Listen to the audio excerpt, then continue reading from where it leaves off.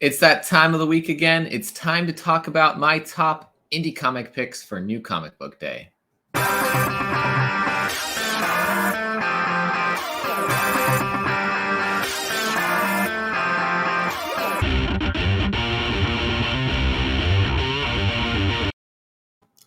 Welcome back.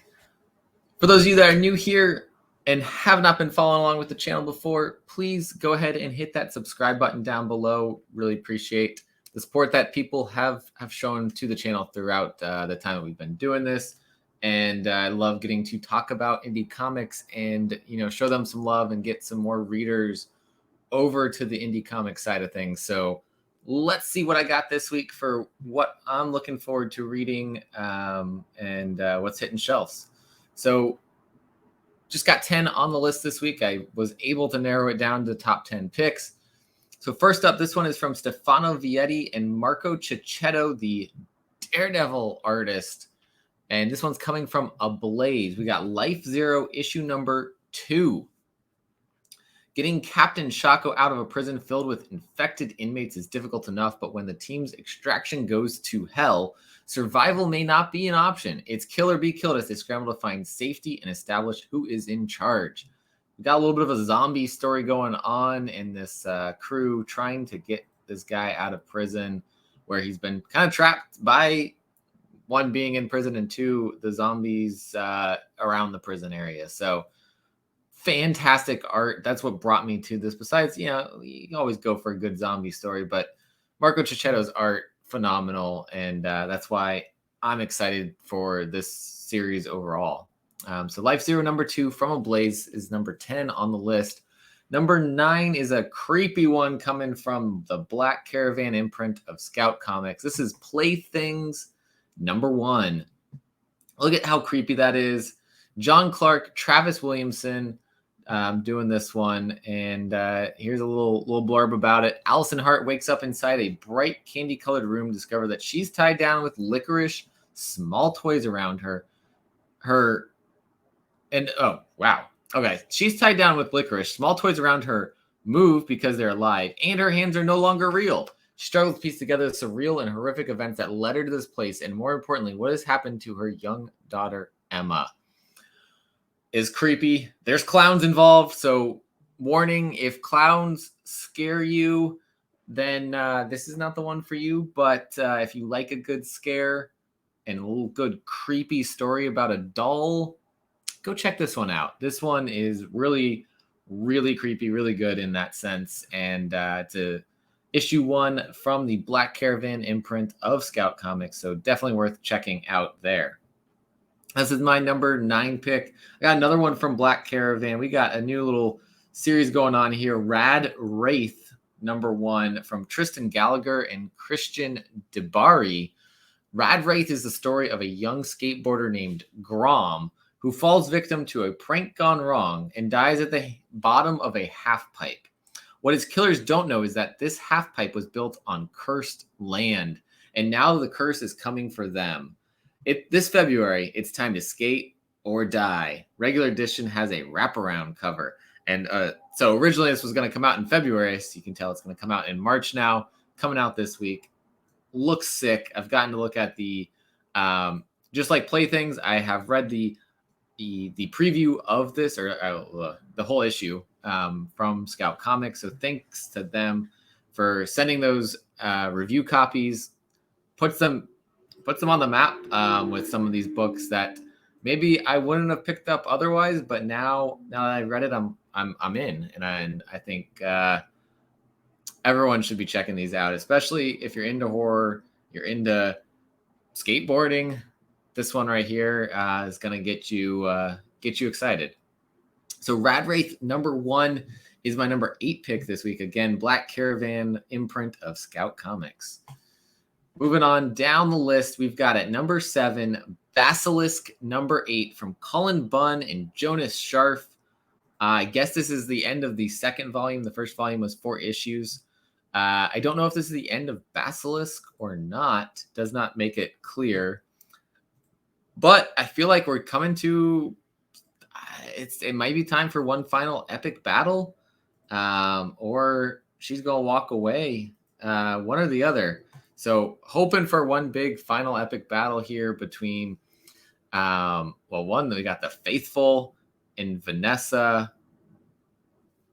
The Faithful, her group of followers, maybe going at it one last time, protecting her as Hannah and I'm blanking on the other one's name, but as they move in to make the final kill. It'd be very interesting if this continues after this. I'm enjoying it, but I feel like it might be at the end here. So we'll see what happens next here in Basilisk number 8 coming out this week. It's my number 7 pick, but very I haven't really seen anything else with Jonas Sharf's art, so I'm very happy that this book brought his art to my attention, because he's got such range. This is him, and this is him.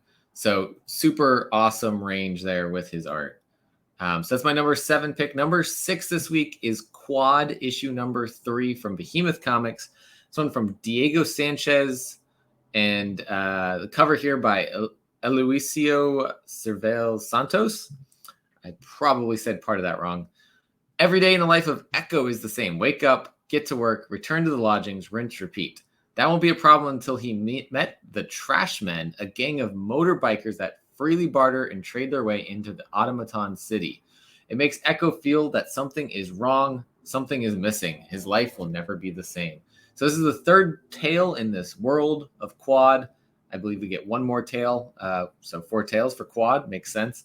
But this world is really cool, and I hope we get a little bit of overlap, but I do also like a good anthology series where it's the same world, but lots of different things are going on in it. I would love to see the cat again, mainly is why I'm looking for some crossover between the tales, but I'm still enjoying this world overall, and we got different creators doing different things in this world. So that's a pretty cool concept, and it's my number 6 pick this week. Moving in for number 5 is a new one from Image Comics called Slumber. Tyler Burton Smith writing, Vanessa Cardinale on the art, and Nathan Fox doing this awesome, creepy cover here.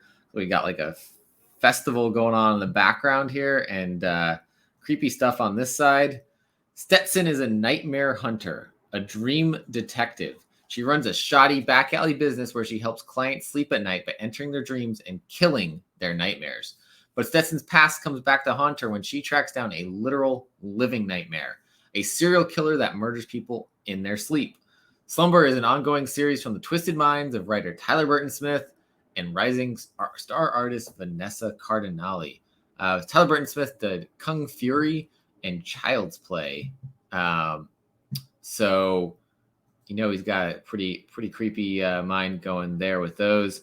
And this art definitely is going to work for this. Yeah.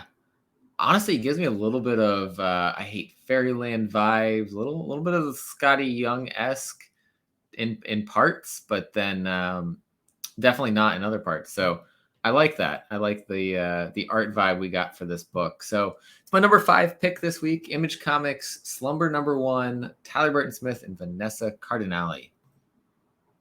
Coming in for number 4 is a series that's easily become one of my favorites, favorite miniseries out right now from Joe Hill and David M. Booher. David doing the adaptation of Joe Hill's Reign novella. And then Zoe Thorogood, I love her art, and she is the artist on this series.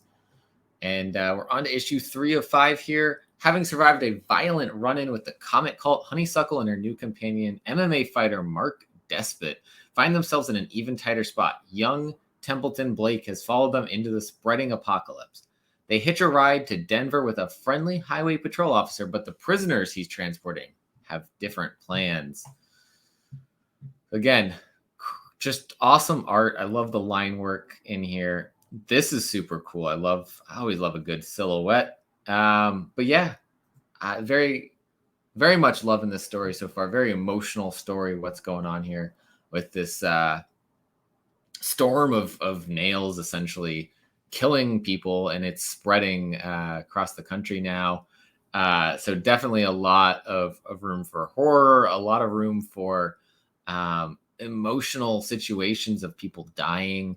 And the rain hasn't gone away from, the area that it initially started in either. And so how do you survive that? How do you continue to live with that type of situation going on? And that's what we're looking at. And Honeysuckle trying to go find her parents and see if they're alive.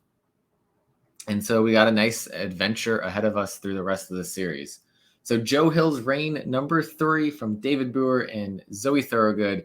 My number 4 pick this week. Number 3 is an issue number 3 from Aftershock Comics. We got Bylines in Blood, number 3 from Van Jensen and Erica Schultz with Anneke on the art.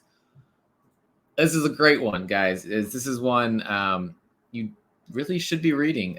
Very great story so far. Erica Schultz's stories are something you should be looking out for. I'm blanking on the Kickstarter that I read from her, but such a good story. And this one and that's why I picked this one up. And I'm loving every second of it. We got some great art on the inside as well. And, who is the Hidden King and why did he want Denzin dead? Satya needs to unravel this mystery, and fast. She has an assassin hot on her tail, and she's been beaten to a pulp by the cops. To make matters worse, the client who hired her onto the case now wants her fired, but you can't keep a good detective down. Unfortunately for Satya, things are about to go from bad to worse to really terrible. Of course, it's Aftershock doing Aftershock things here. So we get 24 pages of story and art with a cardstock cover. $4.99 price tag because of that with the cardstock cover, but quality. So for me, it's worth it. So Bylines in Blood, number 3 is my number 3 pick this week. Absolutely enjoying the story and the artwork inside of it. Moving to number 2 is another book from Aftershock, Land of the Living Gods, number 2. Loved issue number 1. Isaac Mogajane. I am sorry, I'm definitely saying that wrong. Santos on the art, and this cover here is super cool. Things go from bad to worse for Naledi as she and Kalo arrive at Serapa stronghold built on one of the last remaining pieces of arable land left in southern Africa. Serapa is owned by a ruthless warlord named Shandu, and he will do whatever it takes to hold on to power in this dying world, even if that means performing human sacrifices. So we're seeing what happens with a world that's ending, and this whole theory about living gods happening. I really love her plant, and very curious about. I want to know more about it. I want to know more about these living gods and the lore and all of that built into this story. And so very, very much into this world that they've got going on right now. And so it is my number 2 pick this week for top indie comic books. Coming in for number 1, we're going a little bit heavier and a little bit more metal. We got Heavy Metal Drummer, number 2 of 6.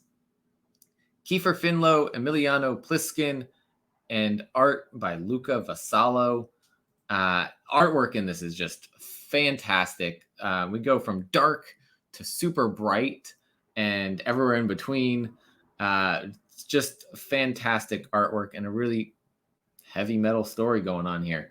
Seek, destroy, and return, warrior. Moving at the will of the cosmic mirror, Dave trades his drumsticks in for an axe and is sent to hunt down the parasitic agents.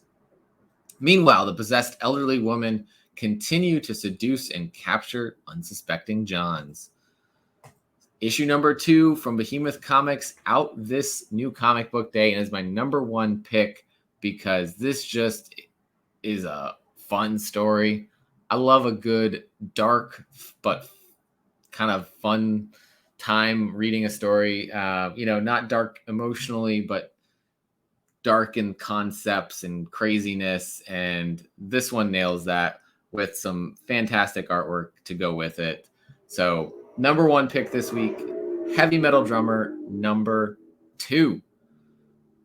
So that is it for my top indie comic picks for New Comic Book Day this week. Thank you all for watching this. If you aren't subscribed already, go ahead and hit that button down below and join us in here and subscribe to the channel. Let me know down in the comments what you are picking up this week for New Comic Book Day, and be sure to drop a like on the video on your way out so that the YouTube algorithm is happy and more people can see the video. As always, collect what you love. See you guys next time.